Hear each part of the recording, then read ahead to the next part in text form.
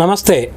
రాజ్యాంగ పీఠికకు సంబంధించి మరోసారి చర్చ జరుగుతోంది. ఈ పీఠికలో మధ్యంతరంగా చేర్చినటువంటి కొన్ని పదాలు అర్ధాంతరంగా చేర్చారు అని రాష్ట్రీయ స్వయం సేవక్ సంఘ్ సర్కార్యవాహ అంటే మన భాషలో చెప్పాలంటే జాతీయ స్థాయి ప్రధాన కార్యదర్శి అయినటువంటి దత్తాత్రేయ హోసబెలే గారు అభిప్రాయపడినట్లుగా వార్తలు వచ్చాయి. సో దీని మీద కౌంటర్గా కాంగ్రెస్ పార్టీ చాలా పెద్ద ఎత్తున దీని మీద దుమ్మెత్తిపోయడానికి కూడా సిద్ధపడడం జరిగింది. సంఘ్కి కానీ సంఘ సంస్థలకు కానీ రాజ్యాంగం మీద గౌరవం లేదనేటువంటి మాటని అనేక మంది నేతలు, ముఖ్యంగా కాంగ్రెస్ పార్టీ అగ్రనేతగా ప్రాచుర్యం పొందినటువంటి రాహుల్ గాంధీ కూడా అంటున్నటువంటి తరుణం. అసలు ఈ పదాలు ఏంటి, వీటిని ఎందుకు చేర్చారు, వీటి వల్ల ఉపయోగమా అనర్థమా అసలు ఏంటి అనేటువంటి అంశాలని రాజ్యాంగం మీద, ముఖ్యంగా అంబేద్కరిజం మీద చక్కటి పరిశోధన చేస్తున్నటువంటి క్రాంతికరణ్ గారిని అడిగి తెలుసుకుందాం. నమస్కారం అండి. నమస్తే. ఇప్పుడు ప్రస్తుతం మన ముందున్నటువంటి చర్చనీయాంశం ఏంటంటే కనుక రాష్ట్రీయ స్వయం సేవక్ సంఘ్ ఈ దేశంలో నిర్మాణాత్మకమైన పాత్ర పోషిస్తున్నటువంటి సంస్థగా పేరు తెచ్చుకుంది. దాని సర్కార్యవాహ గారు అన్న మాట ఏంటంటే రాజ్యాంగం అవతారికలో ఈ పదాలు సోషలిస్ట్ అనేటువంటి పదం, సెక్యులరిజం అనేటువంటి పదం మధ్యలో చేర్చారు. ఈ మధ్యలో చేర్చడం ఏంటనేటువంటి ఆయన ప్రస్తావన చేశారు. అసలు ఏంటండి ఇది? మనందరికీ తెలిసిన విషయమే. 1947లో దేశం స్వాతంత్రమైంది. తర్వాత 1950లో doctor Babasaheb Ambedkar drafting committee చైర్మన్గా వేసి ఈ దేశ రాజ్యాంగాన్ని నిర్మాణం చేయడం జరిగింది.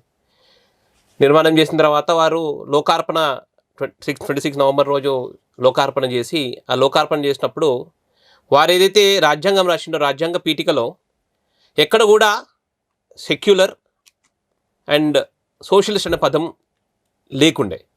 అది లేకుండానే వారు ఆ ఒక రాజ్యాంగాన్ని ప్రవేశపెట్టారు. మొత్తం అక్కడ ఉన్న రాజ్యాంగ సభ చట్టసభలో ఉన్న వాళ్ళందరూ కూడా దాన్ని ఆమోదించి అట్లాగే కొనసాగుతూ వస్తుంది.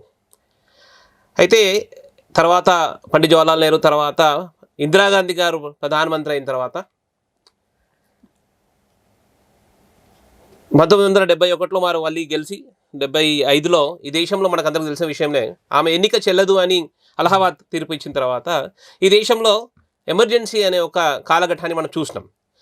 ఆ ఎమర్జెన్సీ కాలఘట్టంలో ఆమె అంటే ఒక నియంతలాగా వ్యవహరించుకుంటా ఈ దేశంలో డాక్టర్ బాబాసాహెబ్ అంబేద్కర్ ఏదైతే రాజ్యాంగం రాసిండో ఆ రాజ్యాంగ స్ఫూర్తిని, ఈ ప్రజాస్వామ్యానికి ఒక దైవీయ పుస్తకం అనేది రాజ్యాంగం. ఆ రాజ్యాంగానికి ప్రాణమైనది ఈ యొక్క రాజ్యాంగాన్ని పీఠిక. ఆ పీఠికని కూని చేసింది సుమారుగా. ఆమెకు నచ్చినట్టు ఆమె ఏదైతే ముస్లిం బుజ్జగింపు చర్యలో భాగంగా సమాజంలో ఈ రాజ్యాంగం భారతీయతకు సంబంధం లేకోకుండా దాంట్లో ఏదైతే ప్రపంచ సామ్యవాద మానసికతోని దాంట్లో ఆమె ఈ సెక్యులర్ అని, అదే రకంగా సోషలిస్ట్ అనే పదం జోడించడం జరిగింది. దాంతో అప్పటి వరకు కూడా ఇప్పుడు ఈ మధ్య ఎమర్జెన్సీ అయి 50 సంవత్సరాలు అయిన తర్వాత ఈ దేశంలో చాలామంది కూడా మేధావులు, జాతీయవాదులందరూ కూడా ఈ ఎమర్జెన్సీ యొక్క వాస్తవిక చరిత్ర ఏంది అనే విషయం మీద చర్చలు జరుగుతున్నప్పుడు చాలా చోట కార్యక్రమాలలో మహానుభావులందరూ కూడా, మేధావులు, జాతీయవాదం పట్ల ఏదైతే గౌరవం ఉన్న వాళ్ళు వాళ్ళందరూ కూడా మాట్లాడడం ప్రారంభమైంది. ఈ దేశంలో డాక్టర్ బాబాసాహెబ్ అంబేద్కర్ రాసిన రాజ్యాంగము అది వాస్తవికానికి అది ఆమోదం చెందినప్పుడు ఎట్లుంది, తర్వాత వారు చనిపోయిన తర్వాత వారిని అగౌరవించుకుంటా ఆ రాజ్యాంగ పీఠికల్లో ఈ సెక్యులర్ అనే సోషలిస్ట్ పదంని జోడీకరించి ఇందిరాగాంధీ ఆ రోజు డాక్టర్ బాబాసాహెబ్ అంబేద్కర్ని అవమానించడం జరిగింది. ఆ రకంగా ఏదైతే మహానుభావుడు విశ్వపురుషుడు డాక్టర్ బాబాసాహెబ్ అంబేద్కర్. ఇక్కడ నాకు ఇంకొక సందేహం అండి. ఎందుకంటే కనుక మీరు అంబేద్కర్ గారి గురించి పరిశోధన చేస్తున్నారు కదా, చాలా దగ్గరగా ఆయన యొక్క తత్వాన్ని అది కూడా అధ్యయనం చేశారు కదా. ఈ సోషలిస్టు, సెక్యులరు అనేటువంటి పదాలు ఈ 70వ దశకంలో పుట్టినవి కాదు, ఎప్పటి నుంచో ఉన్నాయి. నిజంగా వాటికి అంత ఇంపాక్ట్ ఉండి భారతీయ సమాజానికి అంత అవసరం అయినట్లయితే అంబేద్కర్ గారు ఎందుకు పెట్టలేదు? ఒకవేళ అదే అవసరం, అది ఖచ్చితంగా ఉండి తీరాలంటే అప్పటికే అంబేద్కర్ గారు రాసిన పీఠికలో కొన్ని పదాలు ఉన్నాయి. ఈ దేశం రిపబ్లిక్ అనేటువంటి పదాన్ని వారు చెప్పడం జరిగింది, సర్వసత్వాక దేశం అనేటువంటి విషయాన్ని చెప్పడం జరిగింది. ఇలా కొన్ని పదాలు స్పష్టంగా ఇది అవసరం, నిర్మాణాత్మక అవసరం అని వారు చేర్చడం జరిగింది. మరి ఈ 2 పదాలను వారు చేర్చలేదు అనేటువంటి మాట వినిపిస్తుందండి. ఇది ఎందుకు జరిగిందంటారు, అది ఎట్లా ఉందంటారు? డాక్టర్ బాబాసాహెబ్ అంబేద్కర్కి ఈ దేశం సభ్యత, ఈ దేశం ఒక సాంస్కృతిక మూలాల మీద అపారమైన విశ్వాసం కలిగిన వ్యక్తి. ఆయన ఏ పని చేసినా కానీ ఈ దేశ నిర్మాణం దిశలోనే చేసిన అన్ని దాఖలాలు కూడా, ఏ చట్టాలు దాంట్లో ప్రస్తావించిన అన్ని కులాల వారికి కూడా సమన్యాయం జరగాలి అని ఒక విశాలమైన దృక్పథంతో నిమ్న జాతుల నుండి వచ్చిన రకరకాల కులపరమైన వివక్షలు అనుభవించిన అయినప్పటికీ కూడా ఆ మహానుభావుడు అందరికీ న్యాయం చేసే దిశలో, అంటే న్యాయం చేసే పద్ధతి ఏదైతే ఉన్నదంటే అది డాక్టర్ బాబాసాహెబ్ అంబేద్కర్ ఆ బౌద్ధ మతం నుంచి, ఈ బౌద్ధ మతం అనేది ఈ దేశ సభ్యత సంస్కృతి నుంచి పుట్టుకొచ్చిన ఒక మహత్తరమైన జీవన విధానం. డాక్టర్ బాబాసాహెబ్ అంబేద్కర్కి స్పష్టంగా తెలుసు సెక్యులర్ పదం ఈ దేశానికి, ఈ యొక్క రాజ్యాంగానికి అవసరం లేదు. ఎందుకంటే ఈ దేశం ఒక ప్రాణంలోనే ఆ సెక్యులర్ అనే ఒక పద్ధతి, ఆ తత్వం ఉన్నది. డాక్టర్ బాబాసాహెబ్ అంబేద్కర్ స్పష్టంగా అవగాహన ఉన్నది. ఈ దేశంలో ఉన్న వాళ్ళందరూ కూడా స్వధర్మాన్ని ప్రేమిస్తారు, పరధర్మాన్ని అన్నింటిని కూడా గౌరవిస్తారు అనే ఒక మానసికత కలిగిన వ్యక్తులు ఈ దేశంలో ఉన్నారు. కాబట్టి ఈ సెక్యులర్ అనే పదము ఈ దేశ రాజ్యాంగానికి అవసరం లేదు అని స్పష్టంగా డాక్టర్ బాబాసాహెబ్ అంబేద్కర్ గుర్తెరిగిన వ్యక్తి. కాబట్టి ఈ సమాజం పట్ల, ఈ సభ్యత పట్ల, ఈ సంస్కృతి పట్ల విశ్వాసం ఉన్నది. కాబట్టి డాక్టర్ బాబాసాహెబ్ అంబేద్కర్ కాశ్మీర్ నుంచి కన్యాకుమారి వరకు కూడా అన్ని ప్రాంతాలని స్పష్టంగా అధ్యయనం చేసి, అన్ని కులాల ఒక జీవన విధానాలను అధ్యయనం చేసిన తర్వాత, అన్ని మతాల ఒక పరిస్థితులను, అప్పుడున్న పరిస్థితుల దేశం స్వాతంత్రమైన తర్వాత అన్ని ఆర్థిక సామాజిక స్థితిగతులన్నీ అధ్యయనం చేసిన తర్వాత రాసిన ఒక రాజ్యాంగంలో ఈ పదం జోడించలేదు సెక్యులర్. దాంతోపాటు ఇంకొక పదము ఈ మధ్య చర్చలకు వచ్చింది, సోషలిస్ట్ అనే పదం కూడా డాక్టర్ బాబాసాహెబ్ అంబేద్కర్ స్పష్టంగా ఈ సభ్యతలోనే సోషలిజం అనేది సహజంగానే ఉన్నది. కాబట్టి సోషలిజం అనేది ఈ దేశానికి అవసరం లేదు. అది సామ్యవాద పరిస్థితులలో వేరే దేశాలలో ఎక్కడైతే ఇంపీరియలిజము, క్యాపిటలిజం అనే ఒక వ్యవస్థలు వల్ల అణచివేయ జరుగుతుందో ఆయా దేశాలలో ఆ సోషలిజం పదం అవసరం వచ్చింది. కానీ మన దేశానికి సోషలిజం పదం అవసరమే లేదు అని చాలా సందర్భాలలో డాక్టర్ బాబాసాహెబ్ అంబేద్కర్ సాహిత్యం చదువుకుంటే ఒకనొక పుస్తకంలో డాక్టర్ బాబాసాహెబ్ అంబేద్కర్ చక్కగా రెఫరెన్స్ ఇచ్చిండు. ఏమిటి ఆ రెఫరెన్స్ అంటే, సోషలిజం అనేది ఈ దేశ సభ్యతలో ఒక సహజమైన భాగము అని డాక్టర్ బాబాసాహెబ్ అంబేద్కర్ అనుకుంటా. ఈ దేశంలో ఒక పెళ్లి జరిగితే ఏ రకంగా సోషలిజం అనేది ఉంటుంది అనే దానికి ఉదాహరణ బాబాసాహెబ్ చెప్పినప్పుడు చక్కటి ఉదాహరణ. ఒక హిందూ జీవన విధానంలో ఒక ఇంట్లో పెళ్ళైతే ఆ పెళ్లి అయ్యే ప్రారంభం నుంచి ఒక కుమ్మరైన కుండ తీసుకొస్తే ఆ ఐరేళ్ళని పెట్టి దేవునికి నైవేద్యం పెడతారు. పెళ్లి ఉత్సవాలు ప్రారంభం కాగానే ఇంటి ముందు మేదరైన వచ్చి తడకలేస్తాడు. అదే రకంగా పెళ్లి రోజు పొద్దుగాల మంగళ స్నానం చేయించడానికి ఒక మంగళాయన వచ్చి అన్ని మైలపోలు తీస్తాడు, మంగళ స్నానాలు చేస్తుంటాడు. అదే రకంగా ఒక కంసలైన మంగళసూత్రము సంబంధించిన మెట్టలు చేపించి ఇచ్చే సాంప్రదాయం. అదే రకంగా ఒక పద్మశాలి అయినా మంచి నేసిన పట్టుబట్టలు ఆ పెళ్లికి ఇచ్చే పద్ధతి ఉన్నది. కుమ్మరైన ఆ పెళ్లిలో వాడే ఒక బట్టలన్నిటి కూడా ఆయన ఇచ్చే సాంప్రదాయం. ఒక కోబటైన ఆ కళ్యాణానికి కావాల్సిన అన్ని వస్తువులు కూడా తీసుకునే ఒక పద్ధతి. అదే రకంగా ఒక అయ్యగారు, పంతులు గారు సాక్షాత్తుగా ఉండి పెళ్లి చేపిస్తారు మంత్రాలతోని. చివరిలో ఆ నిమ్న జాతికి సంబంధించిన మాలమాదిగలందరూ కలిసి ఆ బాజా భజంత్రులు డప్పులు కొట్టి ఆ పెళ్ళైన జంటని ఊరేగింపు తీసుకుపోయే ఒక పద్ధతి ఉన్నది అని డాక్టర్ బాబాసాహెబ్ అంబేద్కర్ ఒకనొక పుస్తకంలో రాయడం జరిగింది. అంటే ఈ దేశ సభ్యత ఏ రకంగా ఉంటే అన్ని కులాల ఒక మిశ్రమం. ఈ దేశ సభ్యత ఏంది అంటే కులాల మధ్య సంపూర్ణమైన స్నేహం కలిగిన ఒక సమాజం ఇది. ఈ సమాజం ఏ రకంగా ఉన్నది అంటే పరస్పరమైన సమత కలిగిన ఒక సమాజం, పరస్పరమైన సమరసత కలిగిన ఒక సమాజం అని డాక్టర్ బాబాసాహెబ్ అంబేద్కర్ ఎన్నో సందర్భాలలో అనుభవించి ఈ దేశానికి ఈ పదాలు అక్కర్లేదు అని స్పష్టంగా ఆయనకి అవగాహన ఉంది. కాబట్టి ఎక్కడ కూడా ఆయన రాసిన రాజ్యాంగంలో చాలా అధ్యయనం చేస్తారు డాక్టర్ బాబాసాహెబ్ అంబేద్కర్. ఎన్నో రాష్ట్రాలు తిరిగినారు. ఆ రాష్ట్రాలలో చాలా వాళ్ళ స్థితిగతులతోని వాళ్ళతో కూర్చొని చేసి అధ్యయనం చేసిన తర్వాత రాసిన ఒక మహత్తరమైన గ్రంథం. ప్రపంచ దేశాలన్నలో కూడా అన్ని దేశాలు డాక్టర్ 1947 తర్వాత సమకాలీనంగా చాలా దేశాలు స్వాతంత్రమైనవి. మీరు ఇక్కడ అంబేద్కర్ గారి గురించి, అంబేద్కర్ గారు వాడినటువంటి విధానాల గురించి, ఆయన తత్వం గురించి మీరు చెప్తున్నారు కదండి. ఇప్పుడు ఈ మధ్యకాలంలో కాంగ్రెస్ పార్టీ నుంచి, ఇప్పుడు ఈ మధ్యకాలం అంటే తాజాగా కూడా కాంగ్రెస్ లోక్సభలో ప్రతిపక్ష నాయకుడిగా ఉన్నటువంటి రాహుల్ గాంధీ గారు అనడం ఏంటంటే, రాజ్యాంగం పట్ల ఆర్ఎస్ఎస్ కానీ వివిధ క్షేత్రాల సంస్థలకు కానీ వీటికి గౌరవం లేదు, రాజ్యాంగం పట్ల గౌరవం ఉందంటే అది మాకే ఉంటుంది, రాజ్యాంగ నిర్మాత అయినటువంటి అంబేద్కర్ గారిని గౌరవించింది కూడా చాలామంది కాంగ్రెస్ నాయకులు చెప్పేది ఏంటంటే అంబేద్కర్ గారిని గౌరవించింది కూడా మేమే గౌరవిస్తూ ఉంటాం, మరి ఇతర సంస్థలకి బీజేపీ కానీ ఆర్ఎస్ఎస్ కానీ వారంటే గౌరవం లేదు అనేటువంటిది చాలాసార్లు ఈ సందర్భం కూడా అంటున్నారండి. ఇందులో ఏది నిజం అంటారు? అంబేద్కర్ గారిని కాంగ్రెస్ పార్టీ నిజంగానే గౌరవించిందా, నిర్మాణాత్మకంగా చూసిందా, లేదన్నట్లయితే ఆ పరిస్థితులు వాస్తవాలు ప్రజలకు తెలియాల్సిన అవసరం ఉందని నేను అనుకుంటున్నానండి.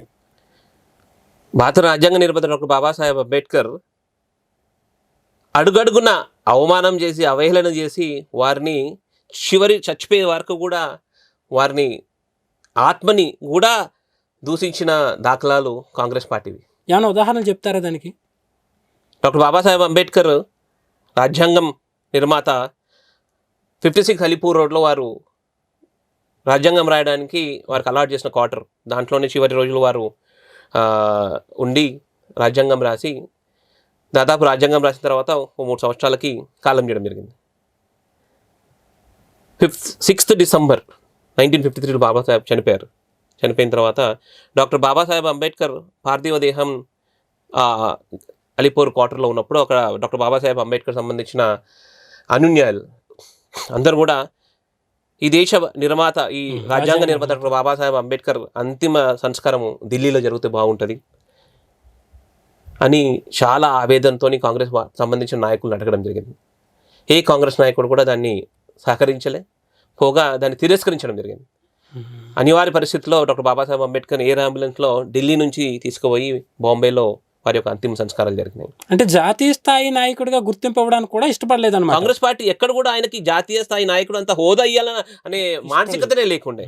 పోగా డాక్టర్ బాబాసాహెబ్ అంబేద్కర్ పార్థివదేహం ఢిల్లీ నుంచి బాంబేకి పోగానే అక్కడ కాంగ్రెస్ పార్టీకి సంబంధించిన నాయకులందరూ కలిసి అక్కడ డాక్టర్ బాబాసాహెబ్ అంబేద్కర్ 56 అలీపూర్ క్వార్టర్కి వేకెంట్ నోటీస్ పెట్టించింది. కేవలం వేకెంట్ నోటీస్ పెట్టి మాత్రమే కాదు, దాంట్లో ప్రత్యక్షంగా డాక్టర్ బాబాసాహెబ్ అంబేద్కర్ ఏ టైప్ రైటర్తో అయితే టైప్ చేస్తున్నారో ఆ టైప్ రైటర్ని తీసి బయట పారేస్తారు. అంటే రాజ్యాంగం టైప్ చేసిన టైప్ రైటర్ ఇష్టపడలేదు. డాక్టర్ బాబాసాహెబ్ అంబేద్కర్ ఏ చైర్ మీద అయితే కూర్చుంటే ఆ చైర్ని తీసి బయట పారేస్తున్నారు. బాబాసాహెబ్ అంబేద్కర్ ఏ పడక మీద అయితే పడుకుంటుంటే ఆ పడక తీసి బయట పారేస్తున్నారు. డాక్టర్ బాబాసాహెబ్ అంబేద్కర్ అయినా పూర్తి అధ్యయనం చేయడానికి ప్రపంచ దేశాలలో ఎన్నో పుస్తకాలు ఆయనతో కలెక్షన్ ఉండే, అన్ని పుస్తకాలను తీసి బయట పారేస్తారు. ఈ రకంగా డాక్టర్ బాబాసాహెబ్ అంబేద్కర్ రాజ్యాంగ నిర్మాతని అవమానం చేసిన పార్టీ కాంగ్రెస్ పార్టీ. ఏ రోజు కూడా కాంగ్రెస్ పార్టీ డాక్టర్ బాబాసాహెబ్ అంబేద్కర్ అంత మేధాశక్తి ఉన్న వ్యక్తి కదా, పోనీ భారతరత్న ఇవ్వాలనే ప్రస్తావన వచ్చినప్పుడు నెహ్రూ ఆయనకైనా భారతరత్న ఇచ్చుకున్నారు, ఇందిరాగాంధీ ఆమెకి ఇచ్చుకుంది. వీళ్ళుంటే ఇప్పుడు రాహుల్ గాంధీ కూడా ఆయన కూడా సిద్ధంగా ఉన్నాడు భారతరత్న తీసుకోవడానికి. కానీ డాక్టర్ బాబాసాహెబ్ అంబేద్కర్కి ఏ రోజు కూడా భారతరత్న ఇవ్వాలనే ఆలోచన కూడా రాలే. రాష్ట్రీయ స్వయం సేవక్ సంఘ్ అనుబంధం కలిగిన ఒక భారతీయ జనతా పార్టీ అటల్ బిహారీ వాజ్పేయి గారి నేతృత్వంలో డాక్టర్ బాబాసాహెబ్ అంబేద్కర్కి భారతరత్న ఇవ్వాలి అని ప్రస్తావన చేసి అన్ని పార్టీలని దానికి కన్విన్స్ చేసి డాక్టర్ బాబాసాహెబ్ అంబేద్కర్ భారతరత్న ఇవ్వడం జరిగింది. పార్లమెంట్ సెంట్రల్ హాల్లో డాక్టర్ బాబాసాహెబ్ అంబేద్కర్ చిత్రపటం పెడతాము అని అటల్ బిహారీ వాజ్పేయి గారు పోరాటం చేసి సెంట్రల్ హాల్లో డాక్టర్ బాబాసాహెబ్ అంబేద్కర్ విగ్రహాన్ని పెట్టడం జరిగింది. మీకు తెలిసిన ఒకవైపు కాంగ్రెస్ పార్టీ మేము గౌరవిస్తున్నాం అనేది మాటలు మాట్లాడుతున్నాం, మరి బాబాసాహెబ్ అంబేద్కర్ నిజంగా గౌరవం ఉంటే వారి అంత్య సంస్కారాలు ఢిల్లీలో చేయడానికి అవకాశం ఉండే కదా, మరి ఎందుకు చేయించలేదు? కానీ భారతీయ జనతా పార్టీ ప్రియతమ ప్రధాని నరేంద్ర మోడీ గారు బాబాసాహెబ్ అంబేద్కర్ పట్ల ఎంత స్పష్టమైన ప్రేమ, వారికి ఎంత గౌరవం ఉండేదంటే కేవలం చనిపోయిన చోటే కాదు, వారైతే లండన్లో ఎక్కడైతే చదువుకున్నారు, వారు ఎక్కడైతే మౌల్లో ఎక్కడైతే పుట్టినారో, వారు ఎక్కడ నాగ్పూర్లో ఎక్కడైతే వారి దీక్ష తీసుకున్నారో, బాంబేలో ఎక్కడైతే అంత్యక్రియలు జరిగినాయో, ఆ రకంగా పంచతీర్థాల పేరు మీద డాక్టర్ బాబాసాహెబ్ అంబేద్కర్ ఎక్కడెక్కడైతే చదువుకున్నారో తిరిగినారో అన్నింటినీ కూడా ఒక కేంద్ర ప్రభుత్వం డబ్బులు వీక్షించి వాటిని ఒక స్ఫూర్తి కేంద్రాలుగా మార్చింది. భావి తరాలకి అంబేద్కరిజం గురించి తెలియజేయడం కోసం ఏర్పాటు చేశారు. భావి తరానికి అంబేద్కర్ సర్క్యూట్ అని ఒక సర్క్యూట్ ఫామ్ చేసి ఆ సర్క్యూట్ లోకార్పణ చేసి కేవలము ఆ మాన్యుమెంట్ తయారు చేయడమే కాదు, ఒక స్పెషల్ ట్రైన్ అంబేద్కర్ గౌరవ యాత్ర అనే ఒక స్పెషల్ ట్రైన్ కూడా ఢిల్లీ నుంచి స్టార్ట్ చేసి, అది ఎవ్రీ 3 monthsకి ఒకసారి ఢిల్లీ నుంచి స్టార్ట్ చేసి డాక్టర్ బాబాసాహెబ్ అంబేద్కర్కి బుద్ధునికి అనుబంధంగా ఉన్న ఏవైతే క్షేత్రాలు ఉన్నాయి ఈ అన్ని క్షేత్రాలను కూడా సర్క్యూట్ లాగా ఫామ్ చేసి అందరూ దర్శనార్థమై ఇండియన్ రైల్వే స్టార్ట్ చేసింది. అంటే కేవలము కాంగ్రెస్ పార్టీ అంబేద్కర్ మావాడు అనే మాటలు మాత్రమే కానీ శాతల్లో ఏ రోజు కూడా డాక్టర్ బాబాసాహెబ్ అంబేద్కర్ నిజమైన గౌరవం ఇవ్వలేదు. కానీ భారతీయ జనతా పార్టీ బాబాసాహెబ్ అంబేద్కర్ ఈ రాజ్యాంగ నిర్మాత వల్లనే నేను ఈరోజు ప్రధానమంత్రి అవ్వగలిగిన అని ప్రియతమ ప్రధాని నరేంద్ర మోడీ గారు చెప్పి వారి పట్ల గౌరవాన్ని ప్రదర్శించే ఒక పద్ధతి ఇది. దళిత సమాజానికి, భావితరాలకి, ఈ దేశంలో దళితులు కాకుండా అన్ని జాతుల వారు కూడా డాక్టర్ బాబాసాహెబ్ అంబేద్కర్ ఈ రాజ్యాంగము ఈ దేశ నిర్మాణం కోసం ఎంత కృషి చేస్తున్నారో అన్ని విషయాలు తెలవాలని ఈ పంచతీర్థాలతోని సర్క్యూట్ ఫామ్ చేసి లోకార్పణ చేసి అందరు రెగ్యులర్గా వాళ్ళని ట్రావెల్ చేయడానికి ప్రోత్సహిస్తున్న పార్టీ భారతీయ జనతా పార్టీ. మరి మీరే ఆలోచించండి, ఎవరు నిజంగా అంబేద్కర్ గౌరవిస్తారు, ఎవరు అంబేద్కర్ని అవమానం చేస్తున్న విషయాన్ని మనం గ్రహించాల్సిన అవసరం ఉంది. ఇక్కడ ఇంకొక పాయింట్ కూడా మనం ఒకసారి ఆలోచించేద్దామండి. రాజ్యాంగం పట్ల సంఘకు కానీ సంఘ స్ఫూర్తితో ఉన్నటువంటి సంస్థలకు కానీ పార్టీలకు కానీ పెద్దగా ఏమాత్రం గౌరవం లేదు. రాజ్యాంగం పట్ల అత్యంత గౌరవం ఉన్నటువంటి పార్టీ మాదే అని చెప్పేసి అని పదే పదే చెప్తారు. రాహుల్ గాంధీ గారు కూడా అదే అన్నారు. మరి అదే నిజమైనట్లయితే కనుక రాజ్యాంగానికి సవరణలో ఎవరు ఎక్కువ చేశారు? ఎస్పెషల్లీ ఇదిగో ఈ ఇందిరాగాంధీ గారి హయాంలో జరిగినటువంటి సవరణలు ఏంటి, అసలు ఎందుకని ఆ మాట వచ్చిందంటారు? ఏంటండి? చూడండి, రాజ్యాంగాన్ని అమలు చేసే ఏదైతే క్రమంలో 1950 నుంచి మొదలుకొని ఈ దేశంలో అత్యధికంగా కాంగ్రెస్ పార్టీ డాక్టర్ బాబాసాహెబ్ అంబేద్కర్ రాసిన రాజ్యాంగాన్ని సవరించుకుంటా వస్తూ వచ్చింది. సుమారుగా 79 సంవత్సరాలు 79 సార్లు ఇప్పటికీ రాజ్యాంగ సవరణలు జరుగుతాయి. 70 పైచినుకు వరకు కూడా కాంగ్రెస్ పార్టీ తన స్వలాభం కోసం, ఆ పార్టీ లాభం కోసం, ఆ పార్టీలో ఉన్న వ్యక్తుల కోసం మాత్రమే దాంట్లో సవరణలు తీసుకొచ్చింది, కానీ ప్రజాహితం కోసం ఎప్పుడు కూడా సవరణలు తీసుకురాలేదు. భారతీయ జనతా పార్టీ ఏమైనా సవరణలు తీసుకొస్తే అది ప్రజాహితం కోసం, దేశం యొక్క భద్రత కోసం, అటువంటి ఏదైనా సందర్భంలో మాత్రమే సవరణలు తీసుకొచ్చింది, కానీ ఎక్కడ కూడా స్వలాభం కోసం, వ్యక్తి లాభం కోసం ఎక్కడ కూడా తీసుకురాలేదు. పోతే అంటే ఒక క్లాసిక్ ఎగ్జాంపుల్ అనే చర్చకు వస్తే ఈ దేశంలో రాజ్యాంగాన్ని, రాజ్యాంగ స్ఫూర్తిని కూని చేసి దాన్ని మొత్తం అంబేద్కర్ని అవహేళన చేసిన పార్టీ నేతృత్వం అంటే కాంగ్రెస్ పార్టీ, ఇందిరాగాంధీ. మనమందరం చూసినాం ఎమర్జెన్సీ టైంలో కేవలము తన ఒక ప్రజల ఒక ఆదరణ కోల్పోయి రాజ్యాధికారం చేతులు జారిపోతుంది అనే పరిస్థితి ఉత్పన్నమైన తర్వాత ఆమె ఎలక్షన్ చెల్లదు అని అలహాబాద్ తీర్పు రాగానే తన ఒక ప్రైమ్ మినిస్టర్ పోస్ట్ని రక్షించుకోవడంలో భాగంగా ఏదైతే ఒక సవరణ తేవాలంటే ఒక రాజ్యాంగ ప్రక్రియ ఉంటుంది. దాంట్లో పార్లమెంటరీ బోర్డు, దాంట్లో క్యాబినెట్లో అప్రూవల్ తర్వాత ప్రెసిడెన్షియల్ అప్రూవల్, ఇది ఇది కాన్స్టిట్యూషనల్ ప్రొసీజర్. ఈ కాన్స్టిట్యూషనల్ ప్రొసీజర్ అన్ని పక్కకు పెట్టి ఇందిరాగాంధీ ఈ దేశంలో 1975లో ఎమర్జెన్సీ తీసుకొచ్చింది. రాత్రి తీసుకొచ్చేసారు. 24th నైట్ రాత్రి 12ంటికి ఎమర్జెన్సీ డిక్లేర్ చేసేసింది. మరి ఎవరు ఈ దేశంలో రిజర్వేషన్ని స్ఫూర్తిని పాడు చేసింది? కాంగ్రెస్ పార్టీ. అడుగడుగున కాంగ్రెస్ పార్టీ ఈ దేశంలో అవసరాల కొద్దీ ప్రజల మీద ఒత్తిడి చేయడానికి, అసలు ఎక్కడ కూడా కాంగ్రెస్ పార్టీ ఎప్పుడు కూడా ఈ రాజ్యాంగంలో సవరణ చేసిన తర్వాత కంపేర్ చేయండి మీరు, ప్రతి సవరణలో కూడా ఆ స్వలాభము, వాళ్ళ కుటుంబ లాభము మాత్రమే ఉంటుంది. ఏదంటే ఇక ఏది లేదు అంటే మతపరమైన బుజ్జగింపు, అపీజ్మెంట్ పాలసీలో భాగంగానే కాంగ్రెస్ పార్టీ ఈ రకంగా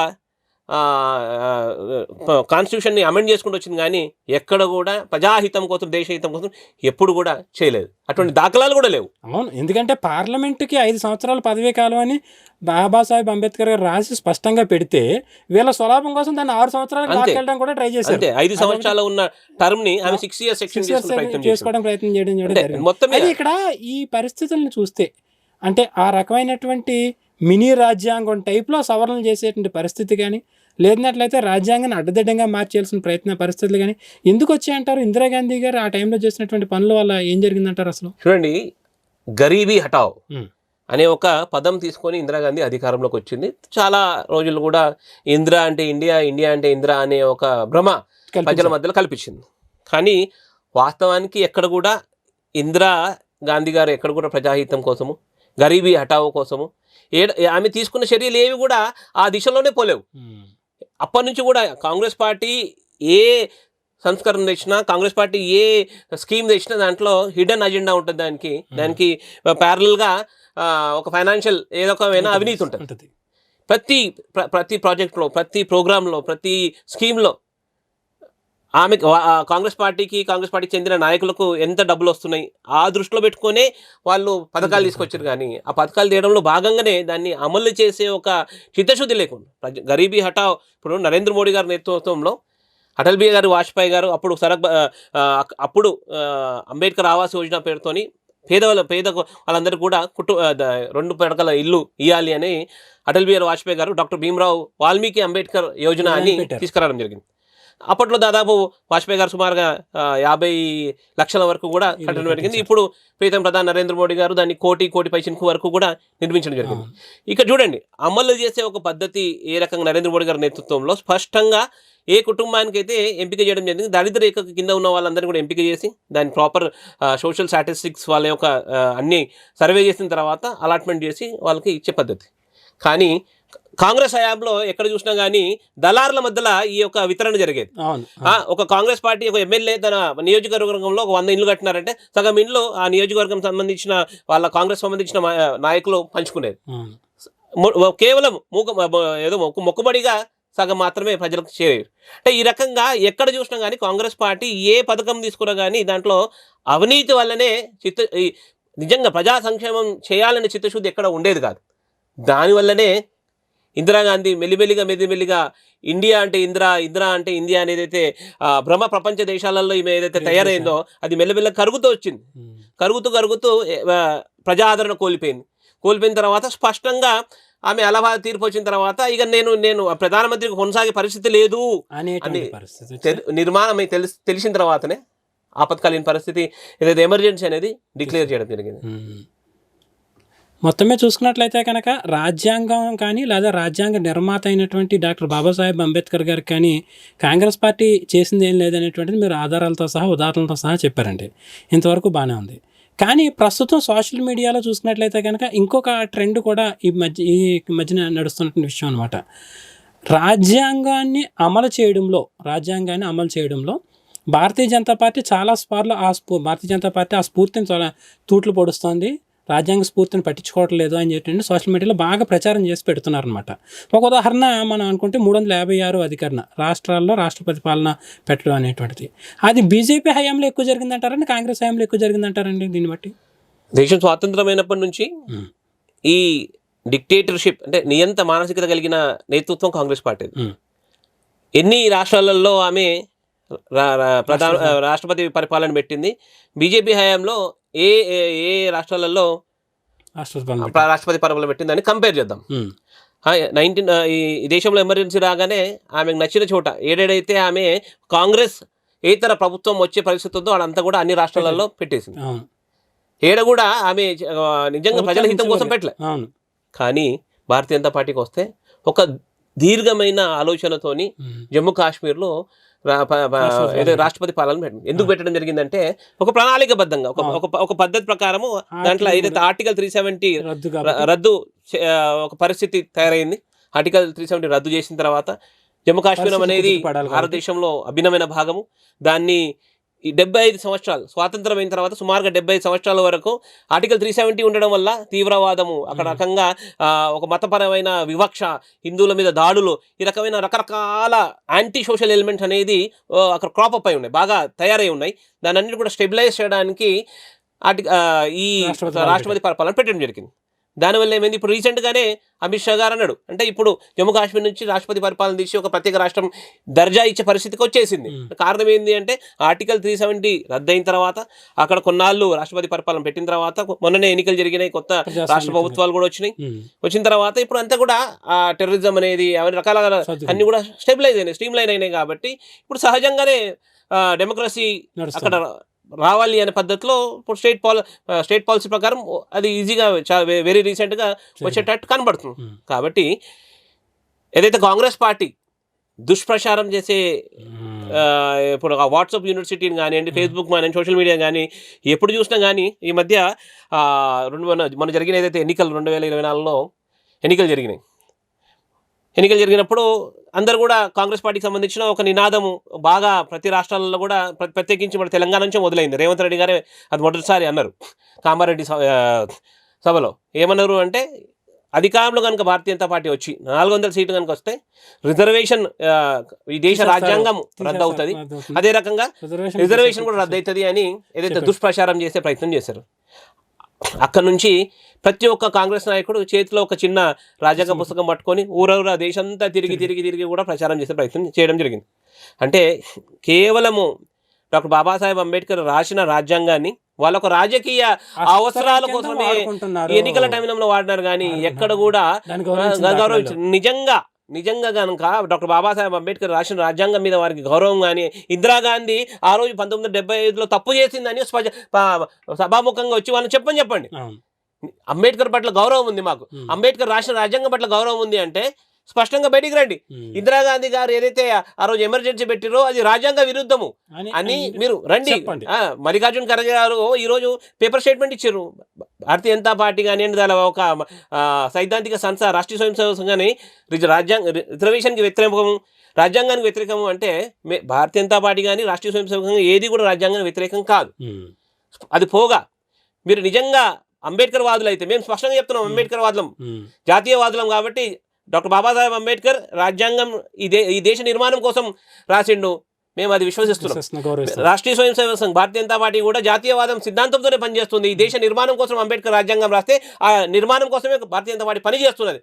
మీకు నిజంగా ఆయన మీద, ఆ మహానుభావుడి మీద గౌరవం ఉంటే బయటికి రండి, ప్రభావముఖంగా వచ్చి ఇందిరాగాంధీ తప్పు చేసింది అని ఒప్పుకోండి. మరి అప్పుడు ఒప్పుకుంటే నిజంగా అప్పుడు అది మీరు కూడా అంబేద్కర్ వాదులు, మీరు కూడా రాజ్యాంగవాదులు అని మేము ప్రజలు ఒప్పుకుంటారు.